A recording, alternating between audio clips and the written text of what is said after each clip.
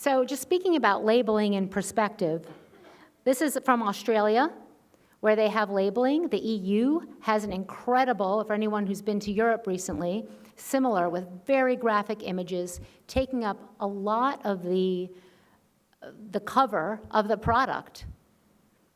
But,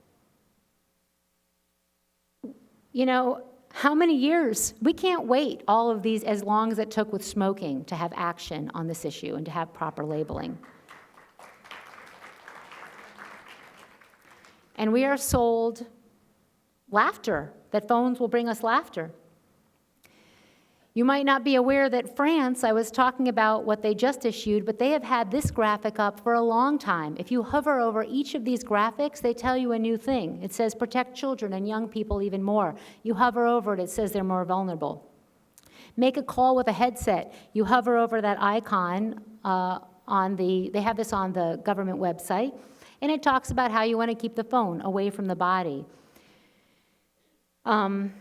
Do not call in poor reception areas, because when you're in an area of low signal, the phone is going to go to higher power to reach the cell tower, like in an elevator, in a car, in your basement, or maybe deep in a building where you're trying to you only have one bar. Your phone is emitting a lot of radiation at that time. Now the problem is that if you go in an area of good reception, you're going to get higher full body exposure. But it is not as intense as a cell phone to the body. However, the research on this is showing that even at very low levels, there is an impact at the cellular level, which is why we need to all work on this issue. This is modeling done with a cell phone on the lap, looking at the wireless and how the frequencies are absorbed into the body. The first image is showing how it propagates off the laptop. The other is showing the different intensities into the body. We have videos of this on our YouTube channel. We have the engineer who's published on this research on imaging of the head, of laptops on the lap, talking about this research.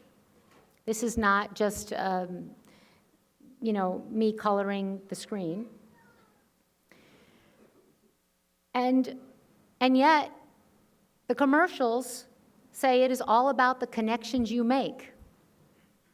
And here we have a man with a laptop on his lap, and two children in front of that laptop who are also receiving secondhand exposure from the laptop.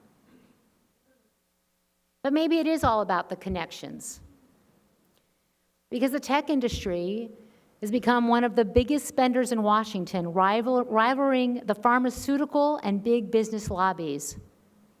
According to an article just out in Bloomberg, $62 million in federal lobbying in 2019 by the 5 biggest tech companies. And you can compare that to the $34.7 million by the 5 largest US drug makers. Open Secrets showed 596 lobbyists for telecom, 75% are former government employees. And there's a Harvard report, Captured Agency, which is also on our website, is one of the most important resources. It's from 2015, and it is an investigation into the FCC and our Congress and the money that telecom is giving to Congress. And this graphic I actually pulled from their information. They have sort of a similar graphic I've added on because that report was in 2015, and a lot has happened since then. They talk about the revolving door between government and the telecommunications industry. So right now we have Ajit Pai, who's our FCC chair, former counsel for Verizon. Before him was Tom Wheeler, who was the former head of the Wireless Association and really laid the groundwork for 5G.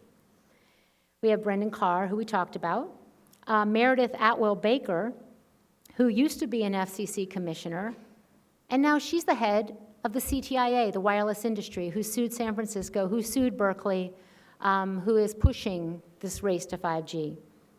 And most recently, Bruce Romano, who is the assistant legal chief at the FCC, is now working for Wiley Rein, the law firm of the CTIA. And it goes on, and there's more and more. And every time I give a talk, I just gave a talk in my community, and even at the local level, this is happening.